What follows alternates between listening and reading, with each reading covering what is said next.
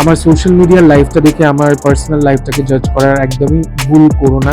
একান্তই কোনো উপায় নেই এখন আমাদের মতো মানুষদের, যে কারণে আমাদের প্রাইভেট সেক্টরে জব করতে হচ্ছে। যত দিন যাচ্ছে তত আমি মেন্টালি টর্চার্ড হয়ে যাচ্ছি। আমার যেটা মনে হচ্ছে, প্রেম করে অনেক কিছু করে নিয়েছে অফিসের মধ্যেই, বা কেউ কেউ প্রেমের নাটক করে করেছে, বা কেউ কেউ কারোর বিছানায় চলে গিয়ে করেছে।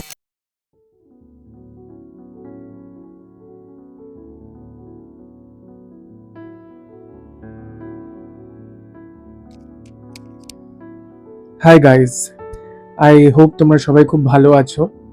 আমি অনেক দিন পর, প্রায় 2 সপ্তাহ হয়ে গেছে, তারপর আমি একটা ভিডিও আপলোড করছি। আর এই যে ভিডিওটা আমি বানাচ্ছি, এটা আমার অন্যান্য ভিডিওর থেকে অনেকটাই আলাদা। আমি কোনোদিন ভাবিনি যে এইরকম একটা ভিডিও আমাকে বানাতে হবে, বাট ভাবলাম যে এটা বানানোটা খুব জরুরি, এই কথাগুলো বলাটা খুব জরুরি। হয়তো কেউ না কেউ এরকম আছে যে হয়তো আমার ভিডিওটা দেখে আহ, এটা ফিল করতে পারবে যে আমার সঙ্গে আজকে যেটা হচ্ছে সেটা হয়তো তার সাথেও হয়েছে বা হচ্ছে। সো খুবই একটা অন্যরকম ভিডিও এটা। আমি আগেই বলে দিচ্ছি, কোনো এন্টারটেনমেন্ট এখানে নেই ভিডিওটাতে, তাই তোমরা স্কিপ করতে চাইলে তোমরা স্কিপ করতে পারো। তো যারা আমার বন্ধুরা রয়েছো, আমি তাদেরকে প্রথমত একটা কথা ক্লিয়ার করে দিই।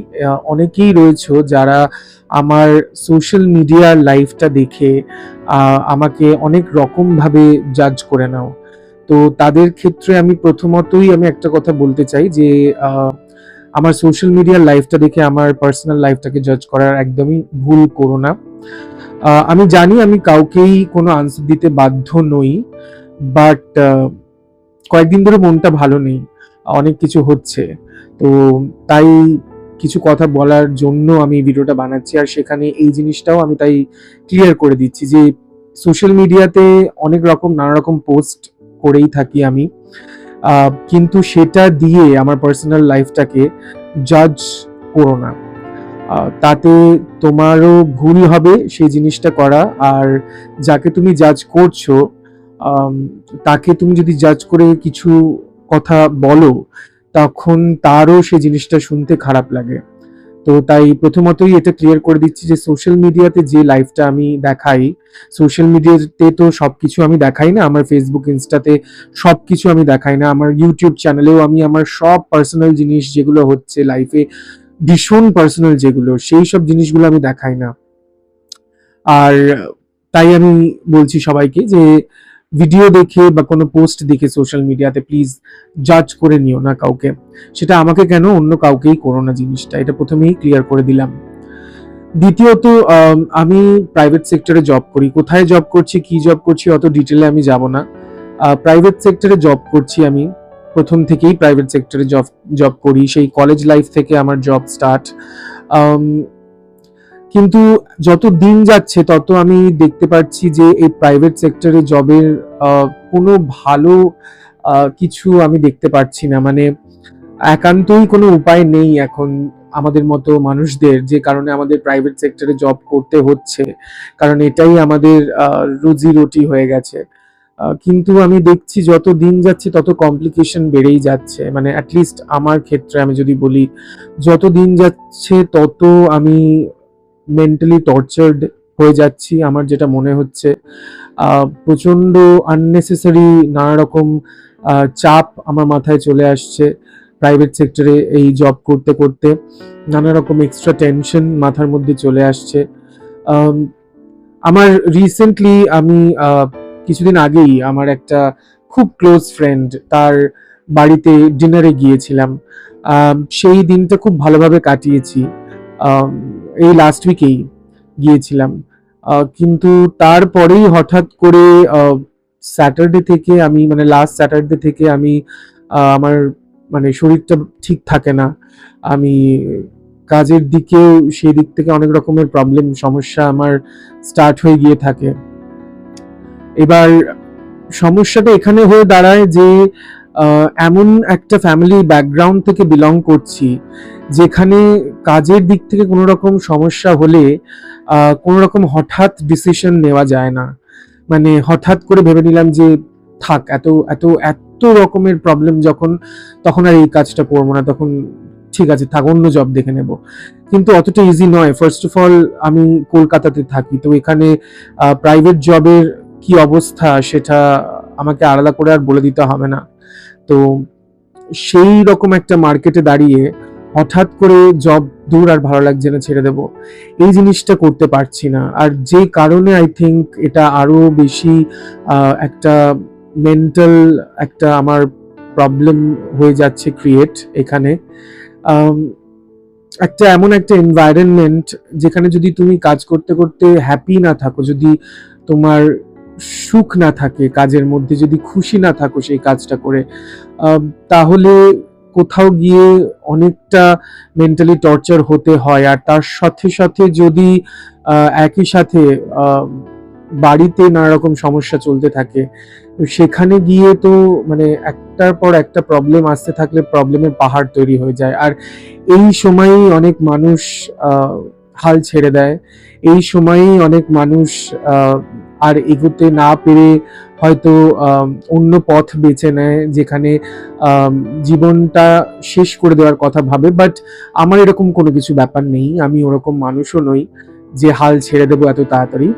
আমি জাস্ট ভিডিওটা বানাচ্ছি নর্মালি শুধু শেয়ার করার জন্য তোমাদের সাথে, কারণ আমি জানি অনেকেই আছো যারা প্রাইভেট সেক্টরে জব করছো, যাদের বাড়িতেও নানা রকম সমস্যা আছে, অফিসেও নানা রকম সমস্যা আছে। তো আশা করছি তারা এই ভিডিওটা দেখে বুঝতে পারবে যে আমি কি জিনিসটা বলার চেষ্টা করছি। ডিরেক্টলি তো সবকিছু বলাটা সম্ভব হয় না, ডিরেক্টলি কোনো অর্গানাইজেশনের নাম বা কিছু নিয়ে কথা বলাতে আমি বিশ্বাস করি না, কারণ আমি এখানে কারোর নামে নিন্দে করতে আসিনি, আমি জাস্ট নিজের এক্সপিরিয়েন্স শেয়ার করছি। তো সেই জিনিসটাই আমি জাস্ট মানে এখানে বলতে চাইছি যে মানে আমি নিজের চোখের সামনে দেখেছি যে প্রচুর মানুষ রয়েছে যারা মানে খুবই একটা পাতি ভাষায় বা নোংরা ভাষায় বলতে গেলে যে মানুষের পা চেটে চেটে তারা আজকে অনেক কিছু করে নিয়েছে।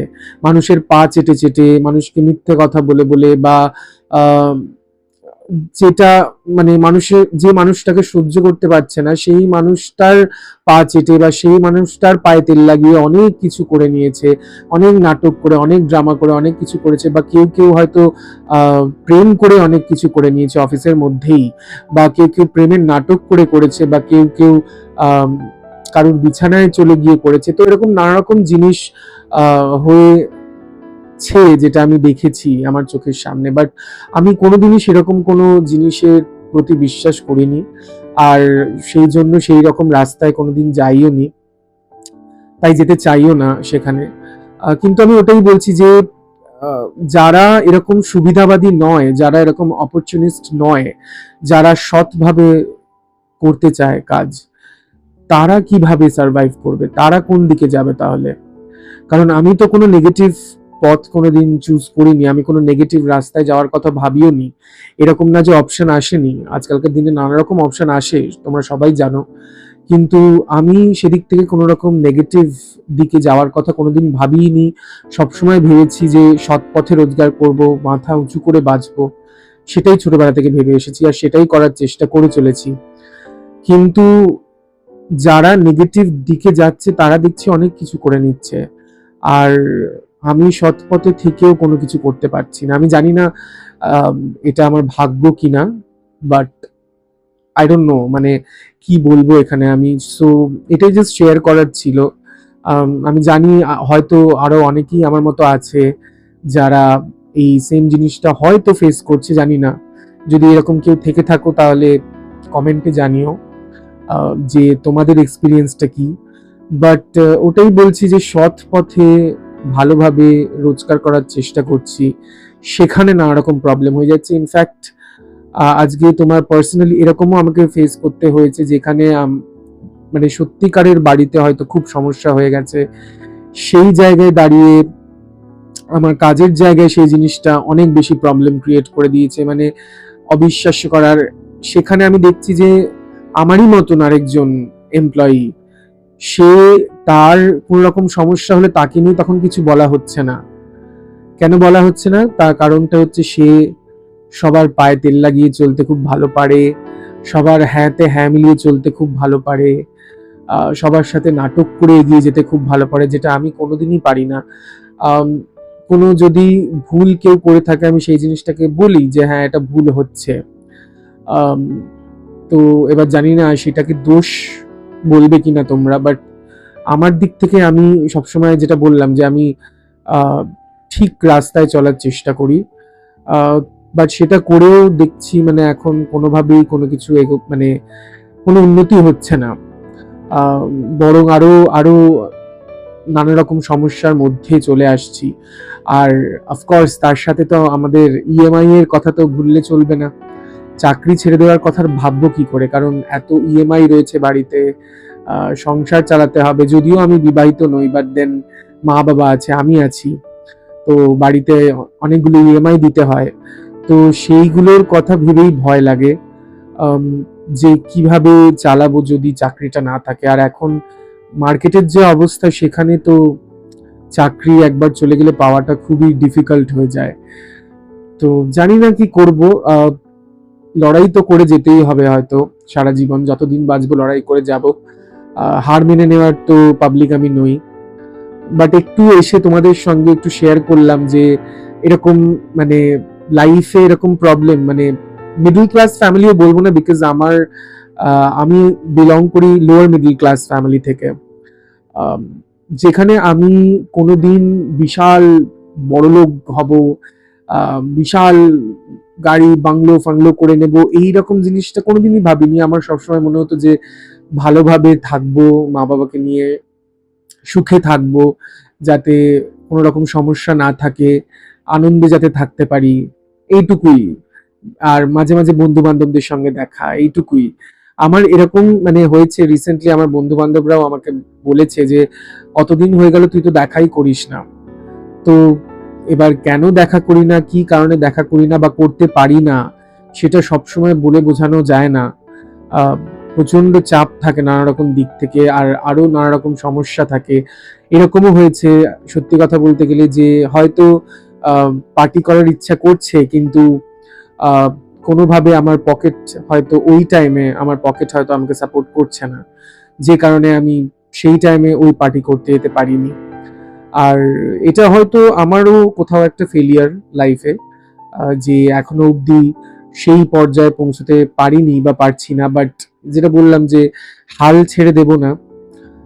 আজকে এই ভিডিওটা বানাচ্ছি, অনেকের হয়তো মনে হতে পারে যে আমি নাটক করে এরকম একটা ভিডিও বানাচ্ছি, কি দরকার আমার এটা এসে বলার, পার্সোনাল কোনো কিছুই যখন বলি না তখন এইটা এরকম করে এসে ভিডিওটা করার কি দরকার।